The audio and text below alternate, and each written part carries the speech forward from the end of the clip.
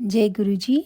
दंभ की तपस्या और विष्णु द्वारा उसे पुत्र प्राप्ति का वरदान, शंखचूड़ का जन्म, तप और उसे वर प्राप्ति, ब्रह्मा जी की आज्ञा से उसका पुष्कर में तुलसी के पास आना और उसके साथ वार्तालाप, ब्रह्मा जी का पुनः वहां प्रकट होकर दोनों को आशीर्वाद देना और शंखचूड़ का गांधर्व विवाह की विधि से तुलसी का पानी ग्रहण करना। तदंतर जलधर की उत्पत्ति से लेकर उसके वध तक का प्रसंग सुनाकर सनत कुमार जी ने कहा, मुने, अब शंभु का दूसरा चरित्र प्रेम पूर्वक श्रवण करो। उसके सुनने मात्र से शिव भक्ति सुदृढ़ हो जाती है। व्यास जी, शंखचूड़ नामक एक महावीर दानव था जो देवों के लिए कंटक स्वरूप था। उसे शिव जी ने रण के मुहाने पर त्रिशूल से मार डाला था। शिव जी का वह दिव्य चरित्र परम पावन तथा पापनाशक है। तुम पर अधिक स्नेह होने के कारण मैं उसका वर्णन करता हूँ। तुम प्रेम पूर्वक उसे श्रवण करो। ब्रह्मा के पुत्र जो महर्षि मारीची थे, उनके पुत्र कश्यप हुए। ये मननशील, धर्मिष्ठ, सृष्टिकर्ता, विद्या संपन्न तथा प्रजापति थे। दक्ष ने प्रसन्न होकर अपनी 13 कन्याओं का विवाह इनके साथ कर दिया। उनकी संतानों का इतना अधिक विस्तार हुआ कि उसका वर्णन करना कठिन है।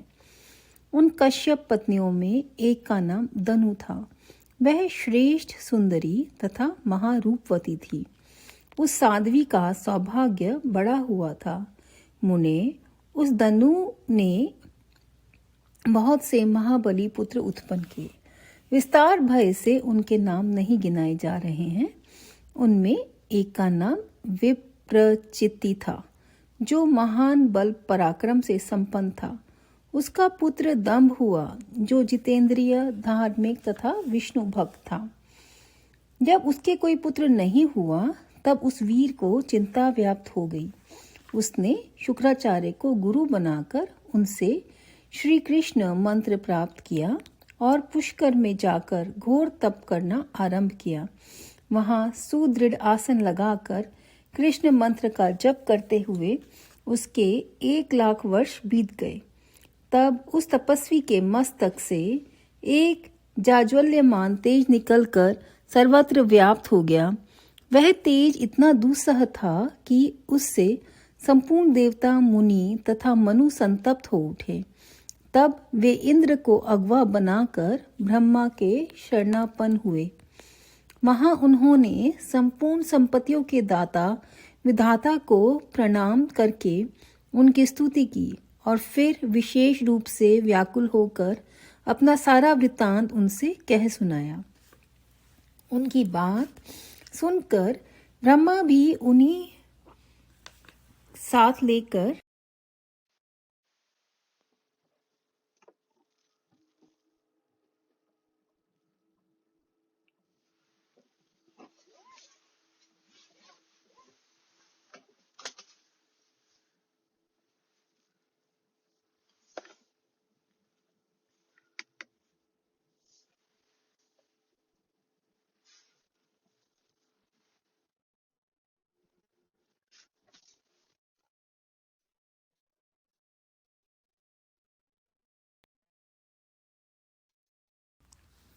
दीन बंधुओं, अपने दुखी सेवकों के रक्षक को आप ही हैं। अतः शरण दाता रमानाथ, हम शरणागतों की रक्षा कीजिए।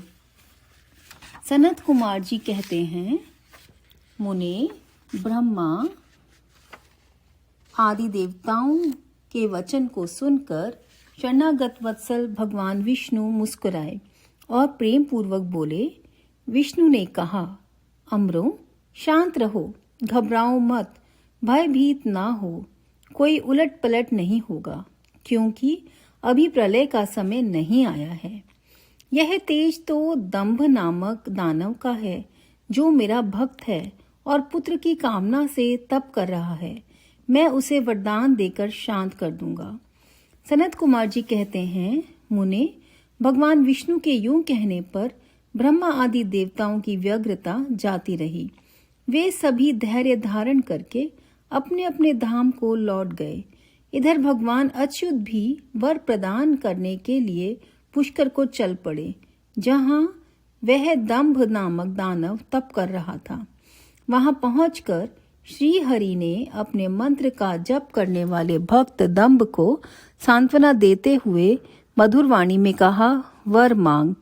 तब विष्णु का उपयुक्त वचन सुनकर और उन्हें आगे उपस्थित देखकर दंभ बड़ी पंक्ति के साथ उनके चरणों में लोटपोट हो गया और बारंबार स्तुति करते हुए बोला। दंभ ने कहा, देवादिदेव कमल नयन, आपको नमस्कार है। रमानाथ, मुझ पर कृपा कीजिए। त्रिलोकेश, मुझे एक ऐसा वीर पुत्र दीजिए जो आपका भक्त तथा महान बल पराक्रम से संपन्न हो। वह त्रिलोकी को जीत ले, परंतु देवता उसे पराजित ना कर सकें। सनत कुमार जी कहते हैं, मुने दानवराज, दंभ के यूं कहने पर श्री हरि ने उसे वह वर दे दिया और उस घोर तप से उसे निवृत्त करके स्वयं अंतर्धान हो गए। दानवेंद्र दंभ की तपस्या सिद्ध हो चुकी थी, जिससे उसका मनोरथ पूर्ण हो गया था। अतः वह भी श्री हरि के चले जाने पर उस दिशा को नमस्कार करके अपने घर को लौट गया। थोड़े ही समय के उपरांत उसकी भाग्यवती पत्नी गर्भवती हो गई। वह अपने तेज से घर के भीतरी भाग को प्रकाशित करती हुई शोभा पाने लगी।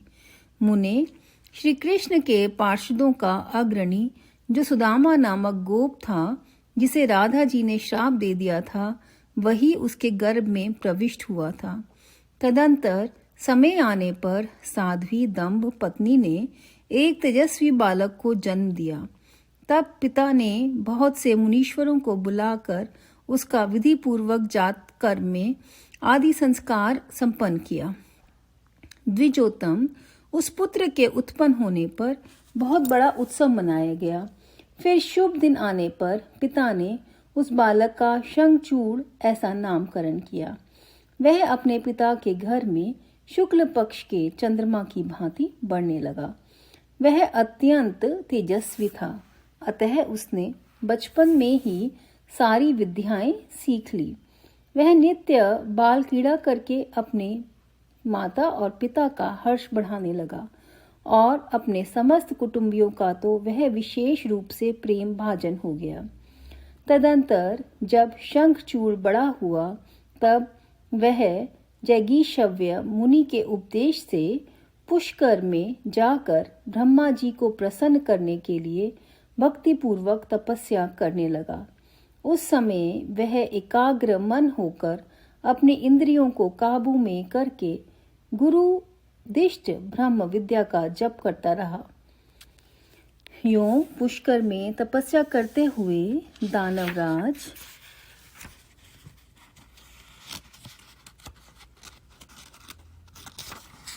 शंखचूड़ को वर देने के लिए लोक गुरु एवं ऐश्वर्यशाली ब्रह्मा शीघ्र ही वहां पधारे और उस दानवेंद्र से बोले, वर मांग। ब्रह्मा जी को देखकर उसने अत्यंत नम्रता से उन्हें अभिवादन किया और फिर उत्तम वाणी से उनकी स्तुति की। तत्पश्चात उसने ब्रह्मा जी से वर मांगते हुए कहा, भगवन, मैं देवताओं के लिए अजय हो जाऊं। तब ब्रह्मा जी परम प्रसन्न होकर बोले, तथास्तु, ऐसा ही होगा। फिर उन्होंने शंखचूड़ को वह दिव्य श्री कृष्ण कवच प्रदान किया जो जगत के संपूर्ण मंगलों का भी मंगल और सर्वत्र विजय प्रदान कराने वाला है। तदंतर ब्रह्मा जी ने उसे आज्ञा दी कि तुम बद्रीवन को जाओ। वहीं धर्मध्वज की कन्या तुलसी सकाम भाव से तपस्या कर रही है, तुम उसके साथ विवाह कर लो। यूं कहकर ब्रह्मा जी उसी क्षण उसके सामने ही तुरंत अंतर्धान हो गए। तब तपः सिद्ध शंखचूड़ ने भी, जिसके सारे मनोरथ तपोबल से पूर्ण हो चुके थे, और मुख पर प्रसन्नता खेल रही थी, पुष्कर में ही उस जगत के मंगलों के भी मंगल स्वरूप कवच को गले में बांध लिया और ब्रह्मा जी के आज्ञा अनुसार वह तत्काल ही बद्रिकाश्रम को चल पड़ा। वहां दानव शंखचूड़ सहसा उस स्थान पर जा पहुंचा जहां धर्मध्वज की पुत्री तुलसी तप कर रही थी। सुंदरी तुलसी का रूप अत्यंत कमनीय और मनोहर था। वह उत्तम शील से संपन्न थी। उस सती को देखकर शंखचूड़ उसके समीप ही ठहर गया और मधुर वाणी में उससे बोला। शंखचूड़ ने कहा, सुंदरी, तुम कौन हो? किसकी पुत्री हो? तुम यहाँ चुपचाप बैठकर क्या कर रही हो? यह सारा रहस्य मुझे बताओ। सनत कुमार जी कहते हैं, मुने, शंखचूड़ के ये सकाम वचन सुनकर तुलसी ने उससे कहा। तुलसी बोली, मैं धर्मध्वज की तपस्विनी कन्या हूँ और यहाँ तपोवन में तप कर रही हूँ। आप कौन हैं? सुखपूर्वक अपने अभीष्ट स्थान को चले जाइए, क्योंकि नारी जाति ब्रह्मा आदि को भी मोह में डाल देने वाली होती है। यह विषतुल्य निंदनीय दोष उत्पन्न करने वाली माया रूपिणी तथा विचारशीलों को भी श्रृंखला के समान जकड़ लेने वाली होती है। सनत कुमार जी कहते हैं, महर्षि, तुलसी जब इस प्रकार रस भरी बातें कहकर चुप हो गई, तब उसे मुस्कुराती देखकर शंखचूड़ ने भी कहना आरंभ किया। शंखचूड़ बोले, देवी, तुमने जो बात कही है वह सारी की सारी मिथ्या हो, ऐसी बात नहीं है। उसमें कुछ सत्य है और कुछ असत्य भी। इसका विवरण मुझसे सुनो। शोभने, जगत में जितनी पतिव्रता नारियां हैं उनमें तुम अग्रणी हो। मेरा तो ऐसा विचार है कि जैसे मैं पाप बुद्धि कामी नहीं हूँ, उसी प्रकार तुम भी काम पराधीना नहीं हो। फिर भी इस समय मैं ब्रह्मा जी की आज्ञा से तुम्हारे समीप आया हूँ और गांधर्व विवाह की विधि से तुम्हें ग्रहण करूँगा। भद्रे, क्या तुम मुझे नहीं जानती हो अथवा तुमने कभी मेरा नाम भी नहीं सुना है? अरे, देवताओं में भगदड़ डालने वाला शंखचूड़ मैं ही हूँ। मैं दनु का वंशज तथा दंभ नामक दानव का पुत्र हूँ। पूर्व काल में मैं श्री हरि का पार्षद था। मेरा नाम सुदामा गोप था। इस समय मैं राधिका जी के शाप से दानवराज शंखचूड़ होकर उत्पन्न हुआ हूँ। ये सारी बातें मुझे ज्ञात हैं, क्योंकि श्री कृष्ण के प्रभाव से मुझे अपने पूर्व जन्म का स्मरण बना हुआ है। सनत कुमार जी कहते हैं, मुने, तुलसी के समक्ष यूं कहकर शंखचूड़ चुप हो गया। तब दानवराज ने आदरपूर्वक तुलसी से ऐसा सत्य वचन कहा और वह परम प्रसन्न हुई और मुस्कुराकर कहने लगी। तुलसी बोली, भद्र पुरुष, आज आपने अपने सात्विक विचार से मुझे पराजित कर दिया है।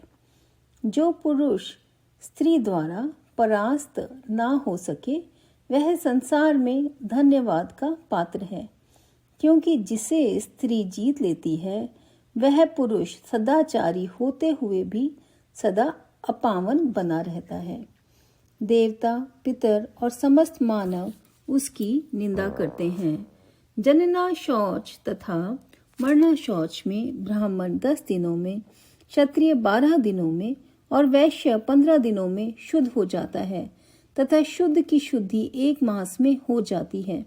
ऐसा वेद का अनुशासन है। परंतु स्त्री से पराजित हुए पुरुष की शुद्धि चितादाह के अतिरिक्त अन्य किसी प्रकार से संभव ही नहीं है। इसी कारण उसके पितर उसके द्वारा दिए गए पिंड तर्पण आदि को इच्छापूर्वक ग्रहण नहीं करते तथा देवता भी उसके द्वारा अर्पित किए गए पुष्प फल आदि को स्वीकार नहीं करते।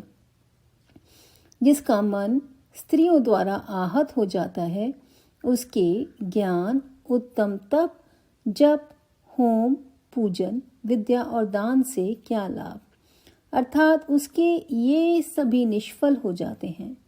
मैंने आपके विद्या, प्रभाव और ज्ञान की जानकारी के लिए ही आपकी परीक्षा ली है, क्योंकि कामनी को चाहिए कि वह अपने मनोनीत कांत की परीक्षा करके ही उसे पति रूप से वर्ण करे। सनत कुमार जी कहते हैं, व्यास जी, जिस समय तुलसी यों वार्तालाप कर रही थी, उसी समय सृष्टिकर्ता ब्रह्मा वहां आ पहुंचे और इस प्रकार कहने लगे। ब्रह्मा जी ने कहा, शंखचूड़, तुम इसके साथ क्या व्यर्थ में वाद विवाद कर रहे हो? तुम गांधर्व विवाह की विधि से इसका पाणी ग्रहण करो, क्योंकि निश्चय ही तुम पुरुष रत्न हो और यह सती साध्वी नारियों में रत्न स्वरूपा है। ऐसी दशा में निपुणा का निपुण के साथ समागम गुणकारी ही होगा। फिर तुलसी की ओर लक्ष्य करके बोले, सती साध्वी तुलसी, तू ऐसे गुणवान कांत की क्या परीक्षा ले रही है? यह तो देवताओं, असुरों और दानवों का मान मर्दन करने वाला है। सुंदरी, तू इसके साथ संपूर्ण लोकों में सर्वदा उत्तम उत्तम स्थानों पर चिरकाल तक यथेष्ट विहार कर। शरीरांत होने पर पुनः गोलोक में यह श्री कृष्ण को ही प्राप्त होगा और इसकी मृत्यु हो जाने पर तू भी वैकुंठ में चतुर्भुज भगवान को प्राप्त करेगी। सनत कुमार जी कहते हैं, मुने, इस प्रकार आशीर्वाद देकर ब्रह्मा अपने धाम को चले गए। तब दानव शंखचूड़ ने गांधर्व विवाह की विधि से तुलसी का पाणी ग्रहण किया। यूं तुलसी के साथ विवाह करके वह अपने पिता के स्थान को चला गया और मनोरम भवन में उस रमणी के साथ विहार करने लगा। अध्याय 13 से 30। जय गुरु जी, जय जय गुरु जी। संगत जी, ये अध्याय हमारा 13 से इन्होंने कई बार ये कॉम्बिनेशन करा हुआ है, 13 से 28 तक है शायद। और इसके अंदर तुलसी जी के साथ शंखचूड़ का विवाह का प्रसंग अब शुरू हुआ है। और ये इसमें ब्रह्मा जी, विष्णु जी, शंखचूड़ जी और तुलसी जी, उन सब की बड़ी व्याख्या की गई है।